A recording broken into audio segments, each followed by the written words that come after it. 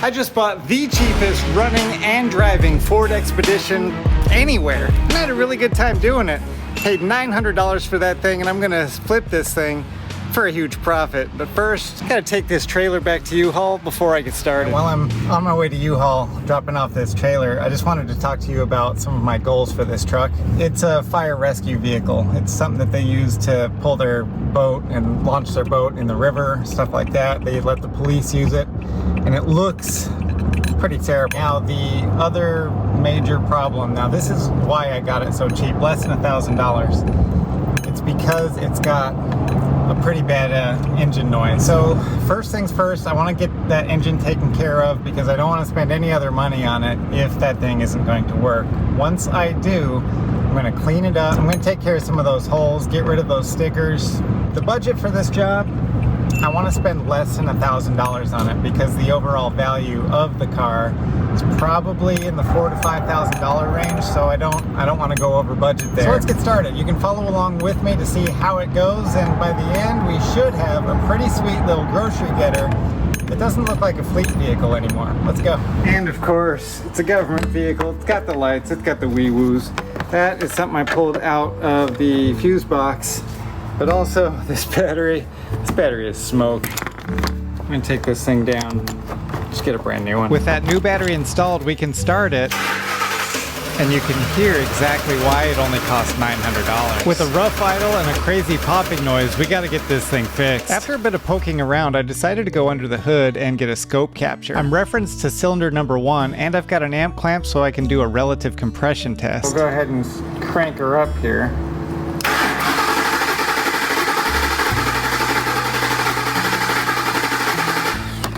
That's a pretty cool capture. You can see we definitely have a compression issue. So I had to pull off the valve cover. Here it is over on the passenger side. Cylinder number 1 looks okay. Number 2 also not too bad, but check out cylinder number 3. That's our problem child. This is the exhaust cam lobe for cylinder number 3. See how scored up it is? And I've got these ridges here. Where is it? Here it is. There you go. This is the roller follower, and see that? That's the roller that shouldn't be wiggling around like that.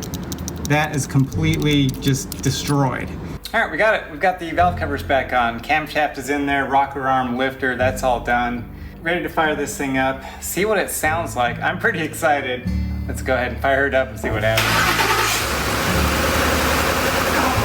Moving to the interior. Now I've worked quite a few hours pulling all of this wiring out of here. We've got radio equipment, we've got relays, we've got switches, and all this wiring. I pulled it out from every interior piece I could find, and this is going in the trash. While I was at the junkyard, I found this. It's a pretty sweet center console. It looks like it matches this interior mostly. It's a little bit of a different color, but I like the way it's gonna look right in between these seats because this had the police package edition. It's just a bare floor. They probably had a big console here with their computers and everything. No center console, but now we've got one. As soon as I can make it fit. All right, we got it. It's time for the fun stuff. Radio is installed. Oh yeah. So satisfaction. Go ahead and turn that on. There we go. Can't play the music because YouTube, but let's go ahead and pop the bezel back on around this thing and see what it looks like.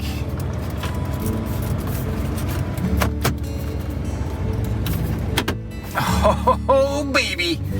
Now that looks like a proper grocery getter. And of course, no, I didn't forget about the rear hatch. Found one at the junkyard. That's what I'm talking about. There's no saving this grill either. No. Oh yeah. Same junk car donated this nice shiny one.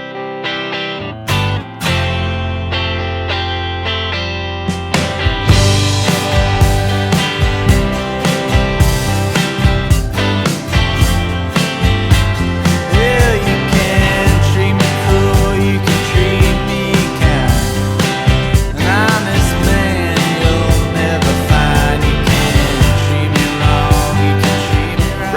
is almost complete, but no matter how much I clean it, this cladding right here down at the bottom of the door is just never going to turn back to its original black.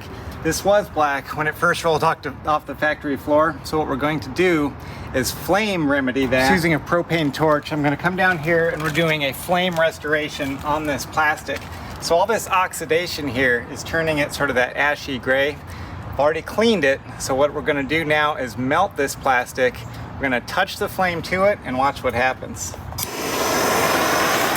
Okay, now we're going to start at the bottom because heat rises, so let me go ahead and do that and you can follow right along here.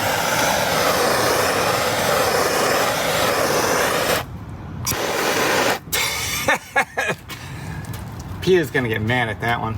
Just like when you're painting a car, let that flame evenly run across the surface and melt that back into a nice charcoal black. Now remember, inside the wheel arches.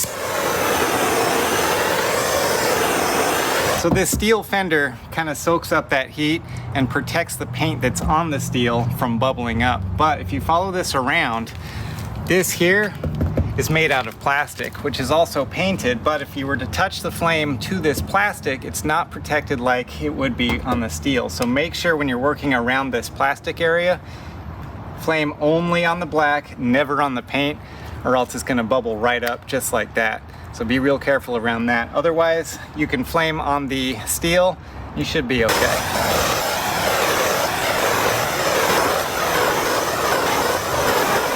And of course, the headlights. There isn't a cheaper or more dramatic way to change the entire look of your car than polishing those headlights. Look at the difference on that. It's hard to believe, but you can take a $900 fleet vehicle, put a little bit of work into it, buy a few new parts, and you end up with a car that can actually turn heads. This is a 15-year-old Ford Expedition that any mom or dad would be proud to drive their kids to Little League in or launch their boat with. Well, the sun is going down, the weekend is almost over, and the metaphorical sun is setting on this project. There's a friend of mine who really wants this car. He's going to be using it for boat towing. He's got a regular car that just can't quite pull it without overheating, so he's got this one now. He can tow his boat. It's got four-wheel drive, so he's not going to get stuck on the boat ramp. So he's excited, and I feel pretty satisfied just being able to look at it now. It looks like a normal car. You could see it parked out in front of a Walmart or out at a boat ramp, and it doesn't look like some cop car or anything like that. I'm really proud of the job. I think it looks really good. Now, how much time did I spend on it? About 4 full days of work. Not quite a full 40-hour work week, but real darn close to it. A little bit on the interior as far as cleaning it out, getting all those wires and everything out of there, and putting in the radio, cleaning it. That was about a full day. Then we've got the outside, removing the stickers, cleaning it up, polishing it, getting the plastic down here at the bottom, looking good. That's another full day. And then I've got about 2 days of mechanical work. So that's under the hood, diagnosing, doing the camshaft and everything else that was wrong with this thing to get it working up to snuff. And now this is a good car. It should last him a good long time. I'm really glad it's done. So, was it worth it? I think so. We've got about $2,000 as far as cash into this project, plus the labor. So it's gonna come in just below the Kelley Blue Book value, which is between $5,000 and $5,500. But because I have so little invested in it, I was able to give my friend a better deal on that.